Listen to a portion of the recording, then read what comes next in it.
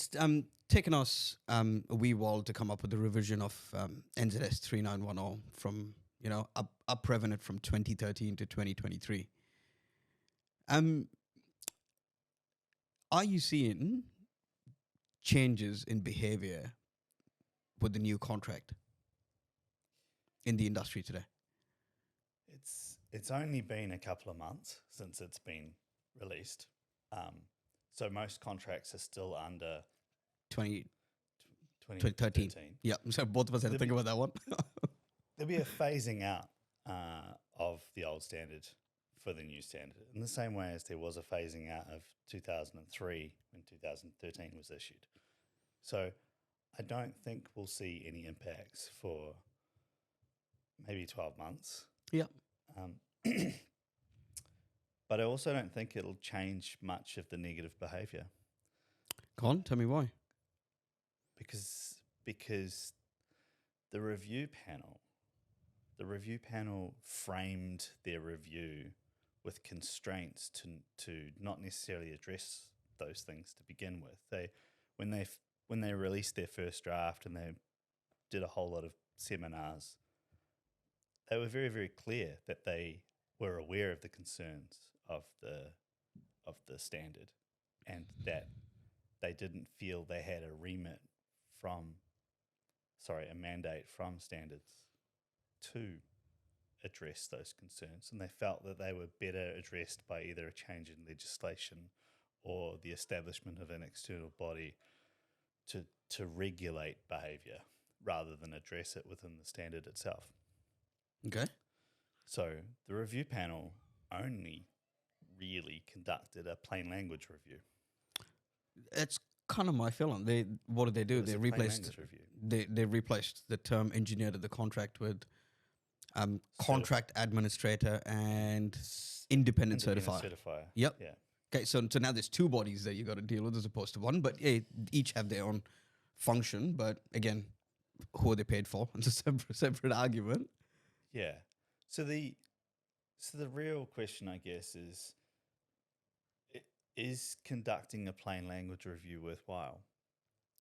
And it taken 4 years to conduct a language review. Yeah, I'm not going to defend the length of time it's taken, but certainly I will defend that I think plain language reviews of any complicated text is vitally important because it lowers that bar of entry for people who are experiencing that standard for the first time. Which means we can get more people skilled up faster, right? Okay. It means that it's easier to understand for those who speak English as a second language, right? It makes it more clear for even native English speakers exactly how those clauses are meant to be interpreted, because or what the intention of that clause is. Exactly. Which, I would argue 2013 wasn't that complicated to understand. In my opinion, that was actually very simple. 2013 NZS 3910 2013. It wasn't super complicated. I think it still had a lot of language that was. I mean, the famous one is engineer to contract, right? What does that even mean? Well, engineer to the contract's not really. It doesn't even have to be an engineer, but this is the point, right? So even the name engineer to the contract causes a level of confusion because no one really knows what that means. We understand what the role is meant to be because we've kind of figured that out over the 10 years that standard was in place. But if you asked one of your trainees or a graduate in any construction company, articulate what an engineer to contract is, they'll fall all over themselves trying to give you an answer. Yeah, fair.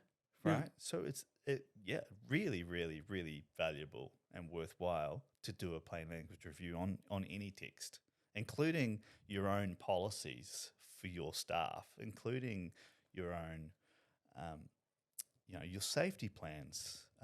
When we were at Fletcher's, it was one of the things I thought Dragisha was a genius for, was he translated all of his safety docs into all the different languages that were present on site. Oh, did he? Yeah.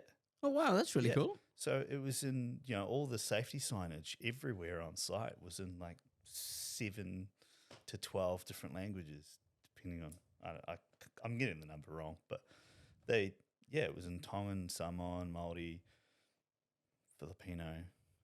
Tagalog. That's I don't Filipino know if language, it was right? Tagalog. I don't know if Tagalog was there, but Oh yeah.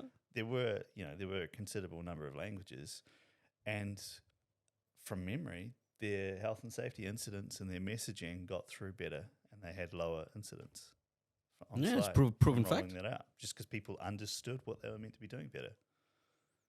Simple, effective communication because of a language review. So Which you is what believe you sell all the time, right? I sell all the time. That's exactly what I sell all the time.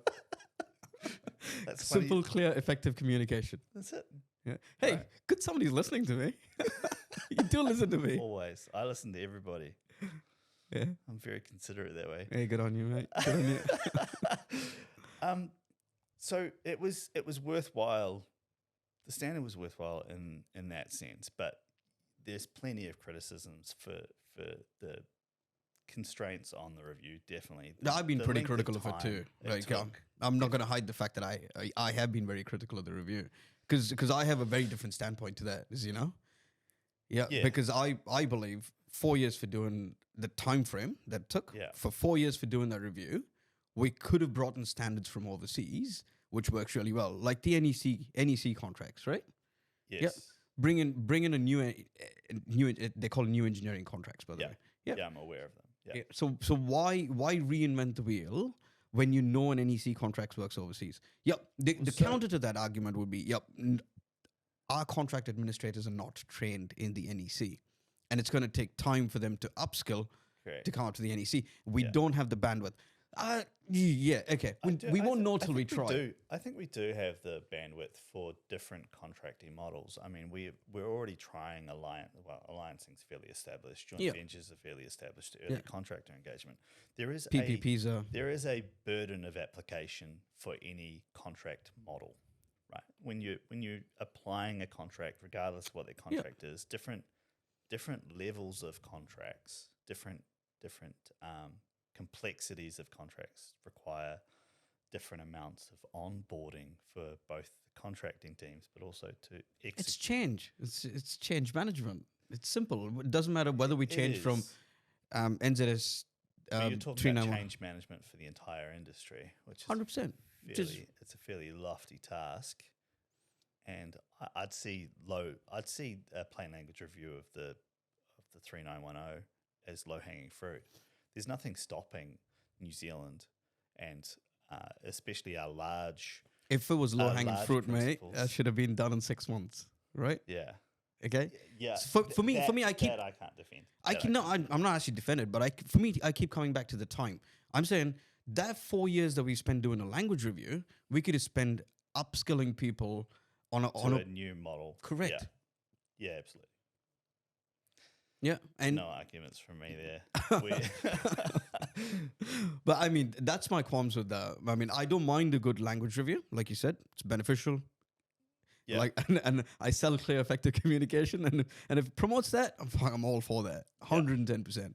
Yeah. Yeah, but yeah, interesting though. I don't know where to from here though. What do you reckon happens next? Now I don't know if you heard the construction accords is dissolved.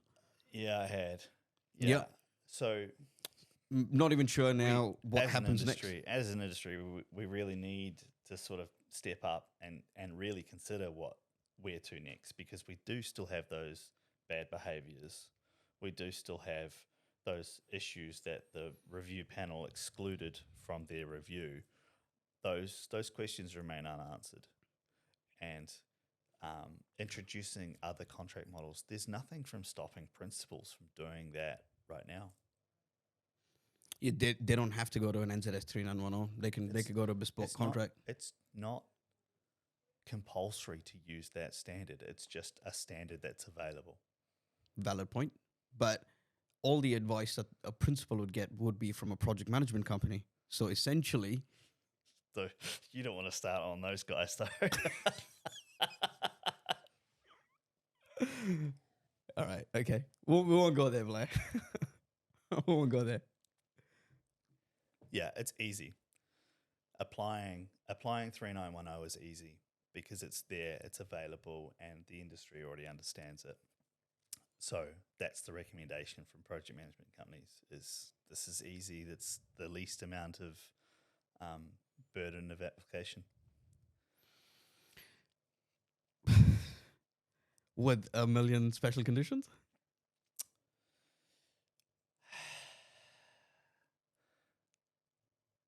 Contractors need to push back collectively and individually on the amount of special conditions that are being put into contracts. We need to negotiate harder. This is a wider conversation, but there are terms in contracts that are just not in good faith. And the underlying principle of 3910, when applied correctly, is to act in good faith. Agreed. So, yeah.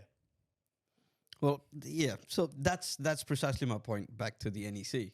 NEC again. I'm saying NEC is a fairly balanced contract. I've had a good read of it.